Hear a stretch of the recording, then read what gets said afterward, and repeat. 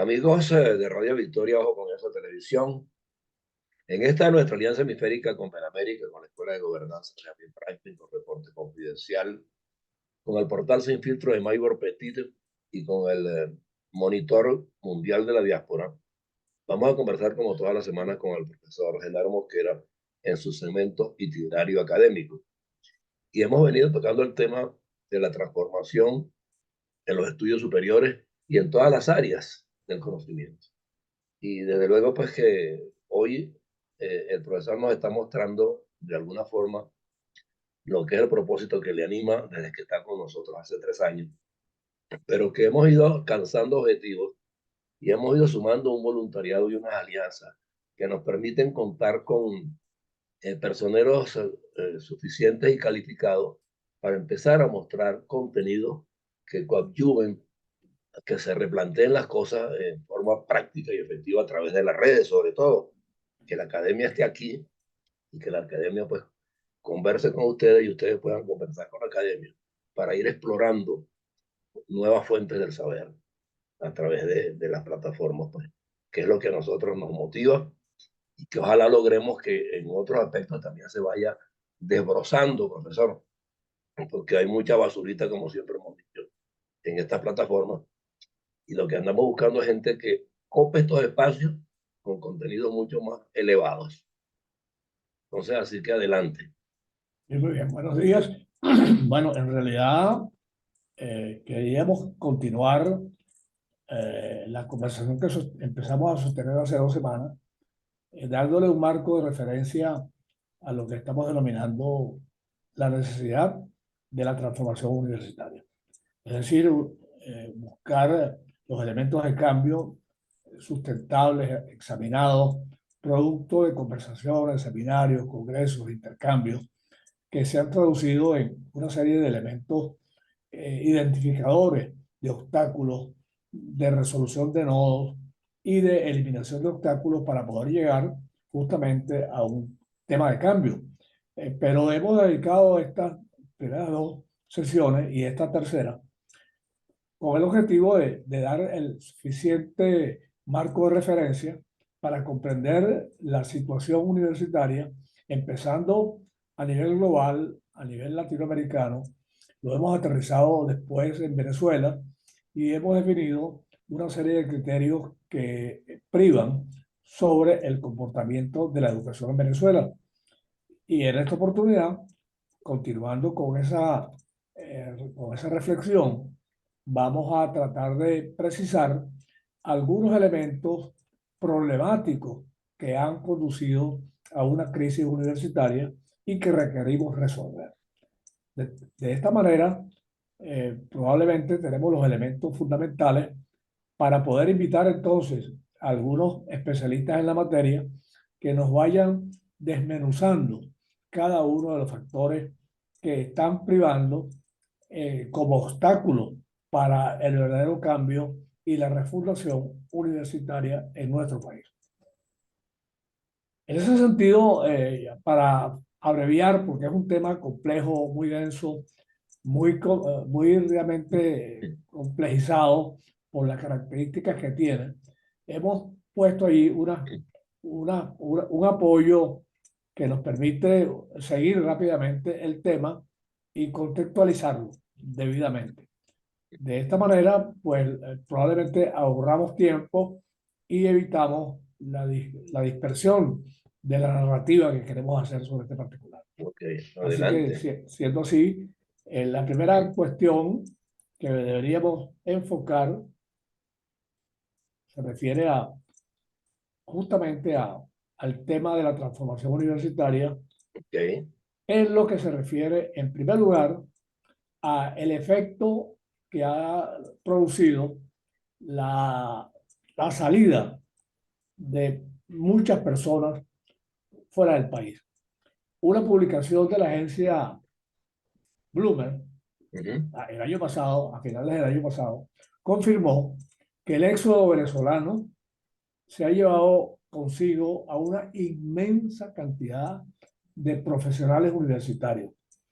Esa variedad ha permitido que la cultura universitaria venezolana migre cargados de sus títulos académicos, de sus experiencias profesionales y, por supuesto, también referenciados con su visión crítica, con sus métodos de investigación que han sido exitosos en Venezuela y que han llevado los conocimientos a otros países quienes se han beneficiado de esta situación de una manera impresionante, porque a fin de cuentas han podido insertarse en otras culturas del mundo. 2 millones de personas se estiman que se han ido con esas características que he citado, la mayor parte de los cuales han emprendido negocios, se han insertado en el sector laboral del exterior y miles de personas contribuyen al emprendimiento y la potenciación de las economías internacionales en detrimento del país. Es grave porque ese es un impacto formidable que ha dejado desprovisto al país de su capacidad intelectual que ha tenido y que le costó muchos años formar. Por cierto, profesor, hablando de esa etiqueta anterior que usted nos mostró y de lo que estaba hablando, ayer leía una información de que en España la mayoría de los venezolanos comenzaron como trabajadores y ya están alcanzando niveles de empresarios. Eso demuestra pues la movilidad que está ocurriendo por la formación que se llevó a cuestas. Entonces, esos profesionales universitarios venezolanos sí están de verdad pues cabalgando sobre lo que es el postulado que usted y yo hemos propuesto en esta plataforma. Claro. Y hay un tema interesante y es que ante la razón por la cual 2 millones de personas con ese perfil profesional se fueron del país, bueno, tienen problemas en relación al salario que se percibe en Venezuela de esos profesionales. Ese es el gran leitmotiv. Y el segundo leitmotiv, por supuesto, es el modelo político que los ha afectado, ha limitado la libertad de desenvolvimiento profesional, ha limitado la conceptualización intelectual y ha frenado la libertad de los derechos públicos. Y esas razones sumadas determinaron ese éxodo de tal manera pues que saben que el país en esas condiciones no era sujeto fácil de desempeñar sus actividades y especialmente cuando nos dimos cuenta de que buena parte de la dirigencia tiene características delincuenciales y que sus políticas han realmente impactado a la sociedad, eliminando la meritocracia universitaria y de un solo viaje intentaron eliminar la capacidad intelectual de los venezolanos por una raza hacia abajo. Y eso determinó pues, una conducta que cualquiera se va del país. Yo mismo lo intenté en algunas oportunidades porque los frentes de trabajo y el desenvolvimiento libertario se limitó de una manera importante. Sí. Bueno, pero eso también determinó que los que se quedaron voluntariamente o porque no quisieron o porque no pudieron, entre ellos buena parte de profesores, docentes, investigadores y mucha gente de clase media que no se pudo ir, bueno, cayó en esa trampa del cacareado hombre nuevo, de buscar la igualdad social, de el salario nivelado a $14 promedio de toda la población y se materializó entonces una nueva clase social que llaman el hombre nuevo y que francamente ha limitado las libertades públicas venezolanas y esa entonces situación impactó el sistema universitario donde incluso la supervivencia hizo que huyeran de las aulas de clase, que intentaran ahora buscar mecanismos de formación muy cortos, muy baratos para dotarlos de una actividad que pudiera permitir vivir. Entonces, claro, esa situación ha determinado una conducta social completamente diferente y usted ve profesionales que se rotaron, que francamente cambiaron de actividad y buscaron oficios colaterales. Por ejemplo, ingenieros manejando taxis, Uber o Rail, como se llama, Sí. o simplemente con una computadora en mano reparando carros de las calles o buscando oficios que les permitirían ganar en dólares situaciones en sus honorarios que les permitiesen entonces desarrollar una supervivencia de los que se quedaron en Venezuela. Y eso ha determinado también entonces la protesta general de que, bueno, con salarios de hambre no se puede educar. Y es claro, un tema que está vigente en Venezuela. Las protestas son generalizadas por el salario que nunca va a ser cubierto con el modelo político que tenemos. claro. Y eso es válido adentro y afuera, porque definitivamente, pues, o sea, en cualquier parte uno quisiera obtener el mejor salario en función de la preparación que cargue, Bueno, pero también ese en tema, esos países cuidan un poco también a los suyos, ¿no?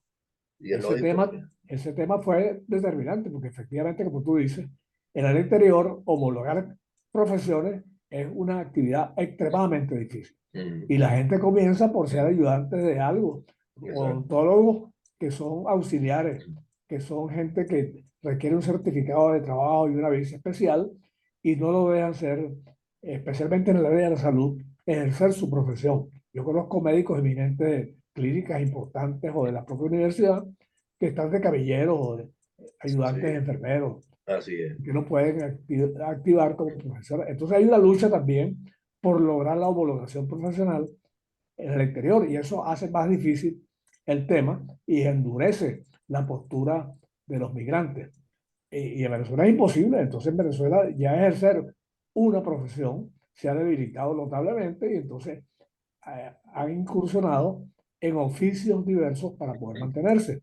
Y todo eso ha impactado a la Universidad Venezolana porque ya bajo esas características que he citado, este ya como que no es un país, realmente está cambiando su cultura, lo que queda es una población disminuida, en buena medida marginal, una clase privilegiada que es estrechamente pequeña, pero que tiene el gran poder, Mm, no solamente militar, oficial, sino que incluso económico, producto económico, de las malas mañas habidas y por haber.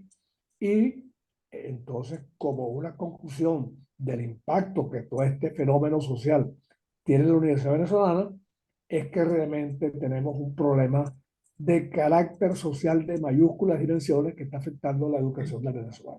claro. Bueno, eso es en buena medida la situación, no solamente como un diagnóstico, sino que tomando como esas variables de análisis, de estudio, de investigación, tiene que conducir a reelaborar esos obstáculos con el objetivo de descubrir los nodos que los están provocando y tratar de instrumentar medidas de salvación del sistema educativo y enfrentar de una forma decidida un cambio de modelo político, que es el principal obstáculo para el desarrollo de la universidad, que fue sometida al pillaje, a la infraestructura degradada, a la huida de profesores y estudiantes.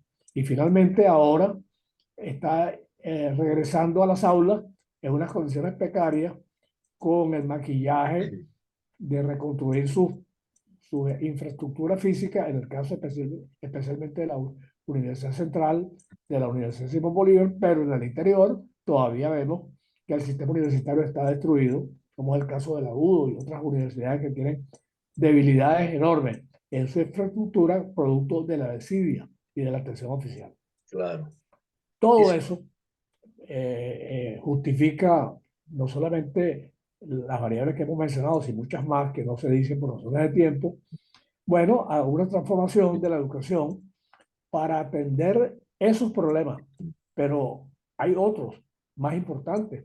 Estamos hablando de que la estructura económica está sujeta a la ausencia de capacitación efectiva como consecuencia de la invasión tecnológica que ha cambiado totalmente el sistema laboral. Y correcto. bajo esas circunstancias, la educación no solamente tiene que cambiar, ajustarse a los requerimientos de la demanda laboral, sino que además a las demandas investigativas y continuar, por supuesto, proporcionando profesionales, no solamente para el sector productivo, sino incluso para su propia dimensión interna. Mm, Es un proceso de cambio importante y un cambio en los procedimientos de la enseñanza, ajustándose a las nuevas tecnologías Y ahora, con el tema que impactó el COVID a la población y que nos acostumbró a usar la educación remota, que se aceleró, no sobre las mejores condiciones que se requieren, pero se improvisó como todo venezolano lo sabe hacer y logró al menos rescatar algunos aspectos de la formación profesional. Sí, Pero esa nueva concepción de la educación requiere nuevos conceptos, requiere una actualización adecuada y requiere fortalecer eso que hemos llamado educación para toda la vida. exacto. Ahora, sobre la base de eso es que hemos insistido también, profesor, que es necesario que se horizontalice un tanto el vínculo de unas universidades con otras, para que eso fluya de la manera más apropiada, tanto en un país como en el otro país a donde a usted le corresponda ir. Los países de acogida muchas veces le ponen limitaciones en cuanto a la revalidación, por ejemplo, pero si se uniforma un poco el criterio formativo a nivel universal a través de estas redes, yo creo que los individuos que uno acredite en Venezuela pueden perfectamente ir a cualquier otro país y tener credenciales similares a los propios de ese país. Entonces ahí se puede conjugar también una fórmula que Bueno, garantice que esto fluya de manera mucho más eficiente, ¿no? está tocando el punto neurálgico. Y yo creo que eso efectivamente es el tema que induce a revisar curricularmente la oferta académica, a revisar toda la estrategia investigativa y a desarrollar toda una actividad de educación continua que como una especie de espectro fractal, donde un individuo puede crecer hasta donde su capacidad intelectual le lleve, puede ir ascendiendo hasta los máximos méritos académicos que pueda desarrollar, respetando la voluntad de cambio de cada persona y respetando los derechos que tiene cada individuo de tener cultura y desarrollarse con su capacidad intelectual de la mejor manera posible. Así es. Son conceptos que son indispensables para enfocar el tema educativo de avanzada y lograr esas alianzas adecuadas que no son fáciles porque el gobierno tiene una estrategia de limitar los salarios, que es buena parte, el 90% del financiamiento educativo.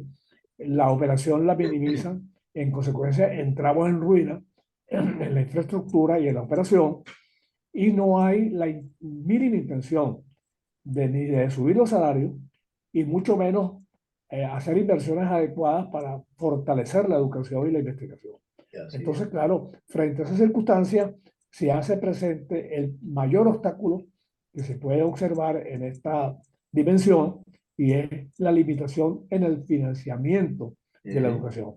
Sí, Y eso es un tema que hay que resolver. Si no claro. se resuelve el tema de financiamiento, es un tema, pero eso va aparejado también a la estructura organizativa. En Venezuela hay más de 200 universidades, la mayor parte de ellas en infraestructura inadecuada, con personal no preparado, con baja calidad y están egresando estudiantes que no tienen el perfil adecuado y que no se ajustan a los requerimientos laborales de estos tiempos. Claro. Y además han proliferado de tal manera territorialmente, sectorialmente, municipalmente, que se da el increíble efecto casi de Ripley, que en una misma calle de cualquier ciudad de Venezuela existen 9 y 10 universidades públicas, lo cual significa que están replicando el presupuesto, están replicando su estructura, digamos, directiva y están permitiendo cabalgar a los profesores que quedan de una universidad a otra simplemente caminando 50 o 100 metros.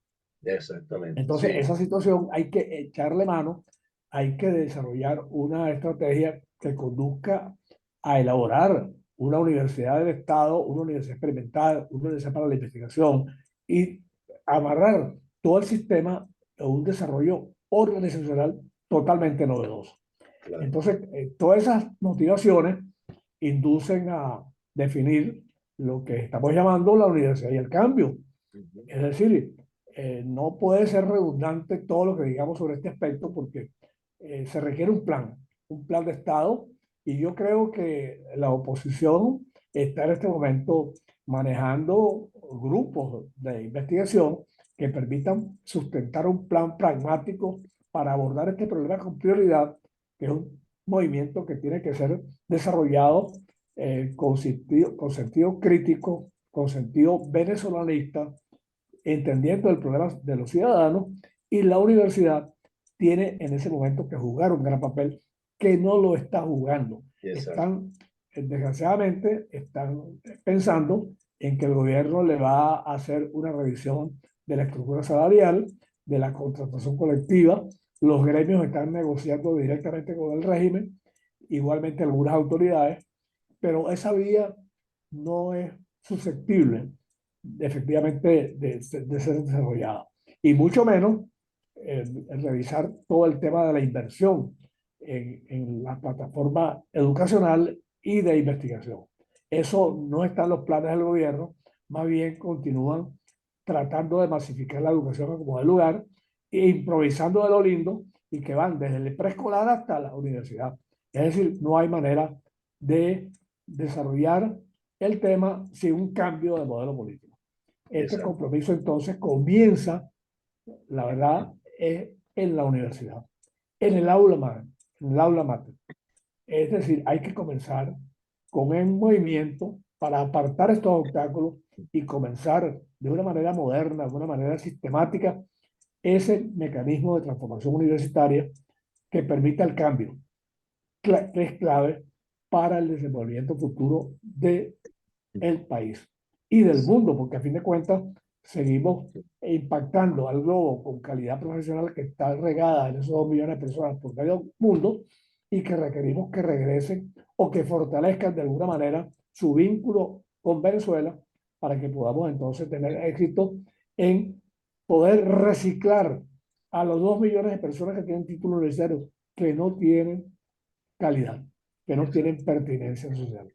Entonces, claro, ese tema es clave y pretendemos desarrollarlo en las próximas sesiones con unas entrevistas a especialistas en la materia que tienen una visión pragmática y teórica, conceptual bien desarrollada para que puedan contribuir a soportar mediante estos mecanismos comunicacionales algunas ideas que sean tomadas para la discusión, para abrir el diálogo universitario y empezar desde abajo, es decir, desde la autorrevisión, la autoevaluación de las universidades para tratar de conseguir su impacto formidable en la educación venezolana.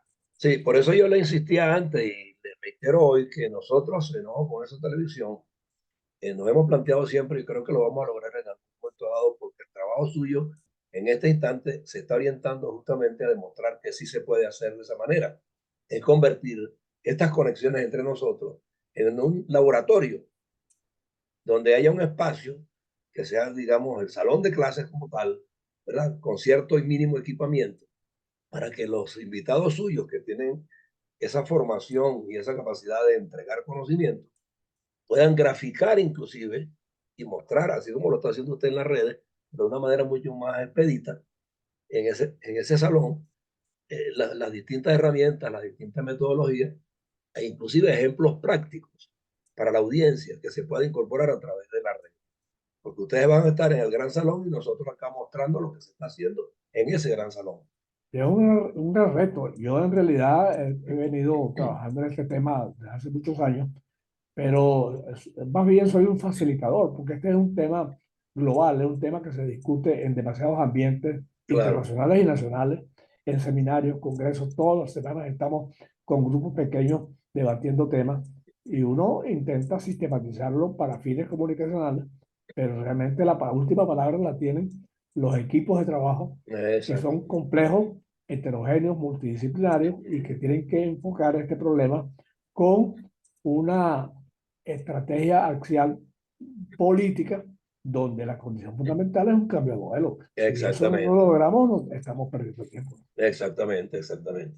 Bueno, pero nosotros estamos dando pasos fundamentales y aquí lo estamos demostrando. Ya tenemos 3 años planteando la cuestión y hemos sido nosotros mismos los que de alguna forma hemos ido reformulando la manera de hacerlo, Uh porque no -huh. hemos encontrado todavía eco en algunas instituciones a las que también les hemos hecho llegar esta intención. Y las redes mismas, o sea, lo hemos dicho por aquí, deberían ser facilitadores plenos y esta mañana lo estaba leyendo allí, el Papa dice, bueno, nos tienen atosigados con la inteligencia artificial. Pero ¿de qué vale si de todos modos esa inteligencia artificial en las redes no se corresponde el contenido que se muestra con lo que la inteligencia artificial puede hacer? Entonces yo creo que la inteligencia artificial es aprovechar estas redes de manera constructiva, edificante, formativa, entregarle a la audiencia cosas que no lo distraigan ni cosas baladíes, sino por el contrario, que lo enfoquen en la búsqueda de un horizonte mucho más claro, más cierto en cuanto al presente y al futuro. Y eso es fácil lograrlo, mostrando aquí cosas como usted lo hizo hoy con una ficha, pero que yo quiero que esa ficha también se convierta, como le dije antes, en un salón con unas mínimas herramientas audiovisuales que se puedan mostrar las cosas y que se puedan demostrar también otras tantas. Porque a veces la gente, no, pero es que ustedes están dialogando, están hablando, están argumentando, y suena como discursivo, ¿no? Nada más, ¿no? No nos queremos quedar en lo discursivo, sino ir a lo práctico también, porque aquí se pueden mostrar muchas cosas prácticas a través de un laboratorio, y eso es perfectamente factible si nos lo proponemos y con una mínima inversión. Entonces es cuestión de buscar a los colaboradores que entiendan, inclusive privados, que entiendan que aquí está la forma de preparar mejor a quienes les van a servir a ellos Sí. y de manera más actualizada. Pues. Bueno, muy bien, hay mucha tela que cortar sobre Sí, esos sí, planteamientos que hay hace. que, y hay que trabajar también y hay que hacer los contactos adecuados y llevar una muestra de lo que queremos hacer, pero que eso tenga la posibilidad de adquirir más forma práctica a través de las redes, porque las redes también permiten mostrar cosas prácticas. Y Sí. usted lo ve, ahí hay tutoriales para enseñar a la gente a reparar computadoras, pero eso tiene unas implicaciones muy complejas porque no está con él el tutor adecuado. De repente hay gente que dice, yo soy tutor y bueno, y sabe Sí, manejar una el herramienta soporte curricular es indispensable para poder para vincularlo convertirlo, al exacto, sistema para educativo. convertirlo en una pieza curricular. A eso me refería cuando hablaba de educación fractal. Es decir, Exacto, el percibir el conocimiento e irlo desarrollando en la medida que uno vaya creciendo en el término de la materia que está examinando. exacto. Y que mañana pasado, itinerario académico, como se le quiera llamar, o sea, resulte acreditada por la forma en que está mostrando y haciendo las cosas, acreditada para entregar el certificado correspondiente para que esa persona que lo reciba pueda ejercer aquí y allá y donde quiera que sea, porque aprendió lo mismo que le van a mostrar en otro país. Bueno, ese es otro reto que estamos dispuestos a abordar. Con todo Seguro, gusto. y lo vamos a asumir. Muy Seguro. bien. Bueno, profesor Genaro Buenos Mosquera, días. Un itinerario placer académico, haberlo. un abrazo y continuamos en esta lucha. Tenemos que tener, más tarde vamos a entrar ahorita, ya me voy prácticamente a las 9 para Sí, un foro al que le invité, si puede. sí, voy, con todo Sería gusto. importante porque es un escenario donde hay gente bien calificada que pueden comprar esta idea y ayudarnos a instrumentarla. Con todo gusto. ¿Ok?